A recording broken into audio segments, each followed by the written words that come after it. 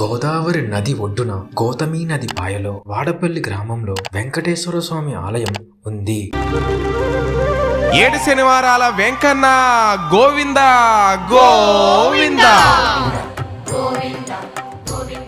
ఒకనాడు తుఫాన్లో పెనపోతు గజేంద్రుడి యొక్క ఓడలు నదిలో ప్రవహించగా గజేంద్రుడు తన ఓడలను ఒడ్డుకు చేరితే స్వామిని ప్రతిష్ఠించి ఆలయం కట్టిస్తానని మొక్కుకున్నాడు. స్వామివారికిచ్చిన మాట ప్రకారం గజేంద్రుడు స్వామివారిని ప్రతిష్ఠించి ఆలయం కట్టించాడు. 1759లో వాడపల్లి శ్రీ వెంకటేశ్వర స్వామి ఆలయాన్ని నిర్మించి 275 ఎకరాల భూమిని వజ్ర వైడూర్యాలను విరాళంగా ఇచ్చాడు.